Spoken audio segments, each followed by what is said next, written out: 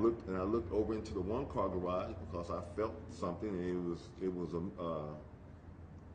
twin standing at the trunk of the car. And they normally greet me and say, "What's up?" You know. But he didn't say anything to me, and I looked at him. I started to speak, so I declined. I didn't say anything to him either. But he was standing at the trunk of the car with the trunk open. So I walked into the kitchen area, and I felt like I was having a heart attack. It was a feeling I never felt before. But no, actually, I was being attacked. I got hit with something. It was so hard that I went out. I went down and I went out. And I got hit again. It's strange how someone can hit you with something with such force that you go out, and they hit you again, and they bring you back. The second hit woke me back up. That's how I was able to see who was who. Do you know who hit you with that object? Did I see the initial person who hit me? No. I didn't see them beating me until I was on the ground. Okay. So go ahead.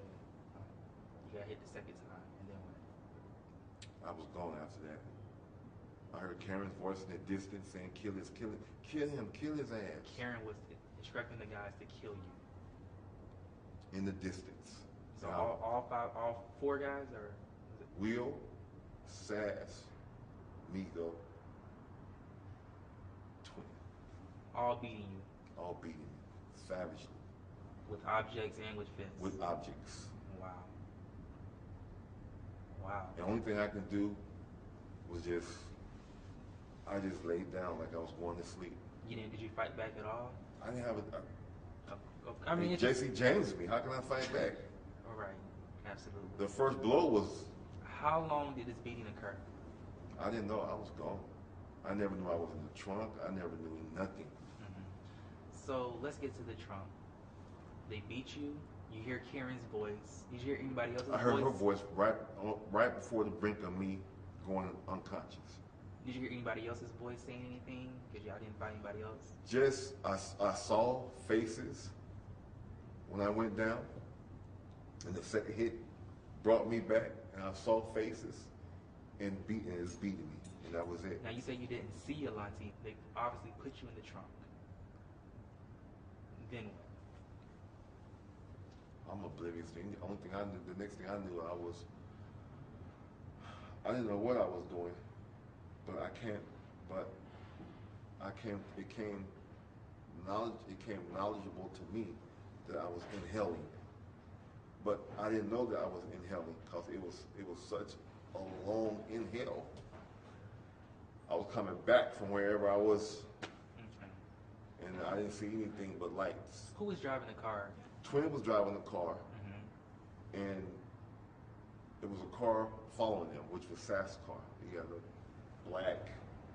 Was he driving his own car, Sass? I can't recall. You don't know, okay. So, but according to the police report, they were following the car that I was in the trunk of. So the only two people that were there were Sass and Twin. The rest of them was the rest of them. Oh wow, all of them were in the back. Okay.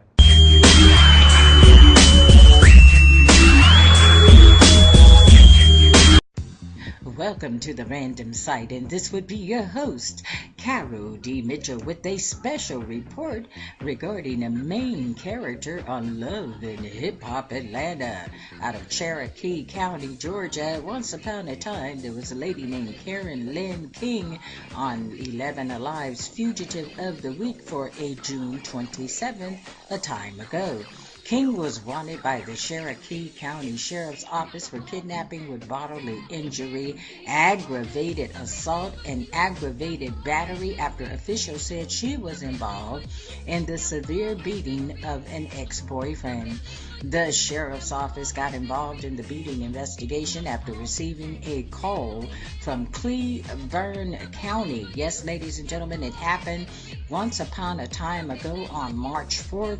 when an officer made a traffic stop of a vehicle driven by 22-year-old Melvin Floyd of Atlanta. The officer thought Floyd was acting suspicious and asked if he could search the car he was driving.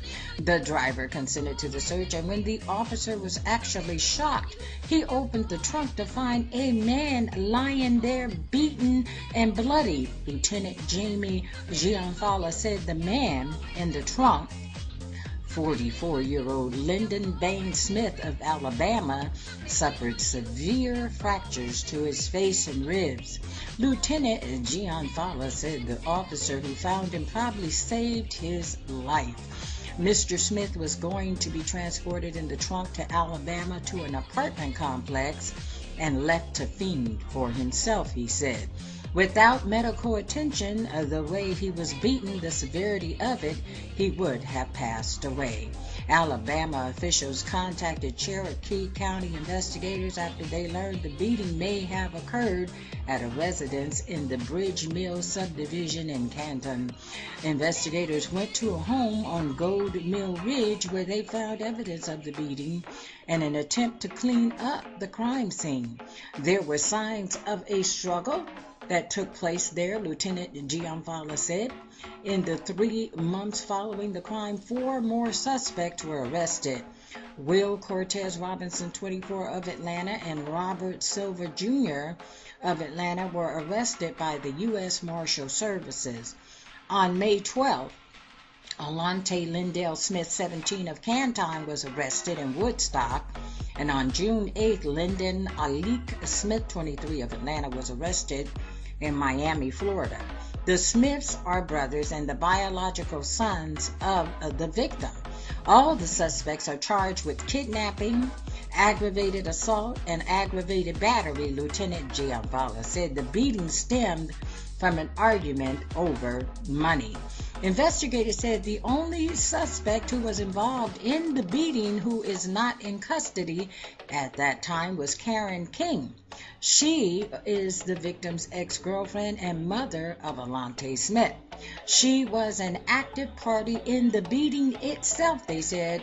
Yes, speaking of Karen King, she participated in the cleaning up of the crime scene, and they said in our eyes is as responsible as the rest of them. King joined an elite list of fugitives, ladies and gentlemen, on the run, featured on Rawson's crime scene. If you know where she is, there was a contact crime number. Yes, ladies and gentlemen, I'm telling you, that was the original story about Karen King being a fugitive after the near beating death of the father of her kids. Yes, ladies and gentlemen, out of Cherokee County, Georgia, this has been your host, Carol D. Mitchell, on The Random Site. We ask that you like this video, share this video, and we'll see you next time.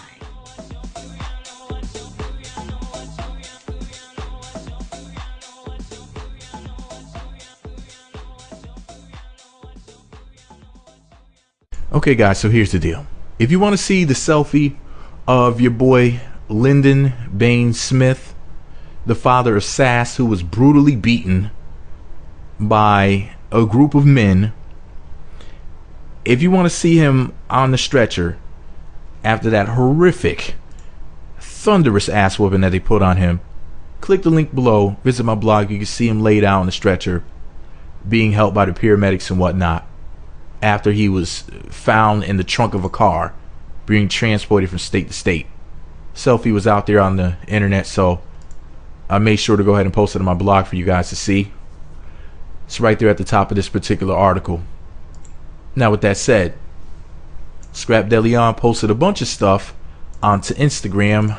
Some people, on social media and on the blogs and whatnot were saying, look, what they're doing is celebrating beating the case from the kidnapping and brutal beating of Sass's father. So let me go ahead and show you guys some pictures to read to you some captions. Scrap on the left, Sass on the right. It says, I love this ninja right here. NBL La Familia, which NBL the family. NBL stands for Natural Born Leaders. As you see, they always wear it on their hats and whatnot when they're on TV.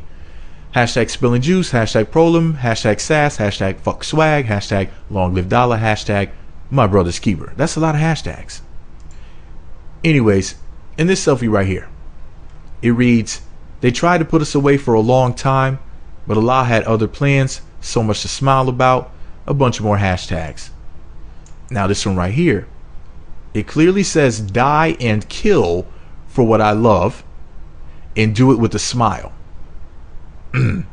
At Sass_NBL, so he's adding his brother, letting you guys know that that's how they get down. As you can see, he's making the gun motion to the camera. So these fools are not playing. All these people talking about, oh, them dudes ain't real gangsters. Yeah, okay, sure. Like your mama was on the run for a year and on America's Most Wanted. Sure. This picture right here, he's throwing it up with Karen King, his mother, his gangster mother. Now I have no idea of what those particular gang signs mean, but it says, when your mama just as gangster as you. Hashtag born in it. Hashtag envía la familia. Hashtag chunk my 3. Hashtag I get it from my mama. Isn't that a Juvenile song? Anyway, in this selfie with his mother, it says, this hashtag queen, it the reason in a hashtag king. I guess he meant to say, this hashtag queen is the reason I'm a hashtag king. I guess that's what he meant to say. Proofread king. No, let me stop. Everything I am and everything I am not, I owe to her. She did it without a man in the house, and she raised real men. I could go on and on, but I'll keep it short. I love you, Dukes. Happy C-Day, Ma. As opposed to happy B-Day or happy birthday, happy C-Day, you know, like Crips. You know, like, for example, instead of saying so-and-so's my cousin, a blood to say that's my buzzin'. See that? So happy C-Day. Hashtag KK holiday, hashtag my mama, hashtag NBL La Familia, hashtag long live Dolla. I've seen these fools rolling with people with blue bandanas. I believe that these people are authentic. I am not messing with any NBLs. I am not a gangster. I am just a blogger. I'm just merely giving my opinion on things. There's no need to slap the hell out of me.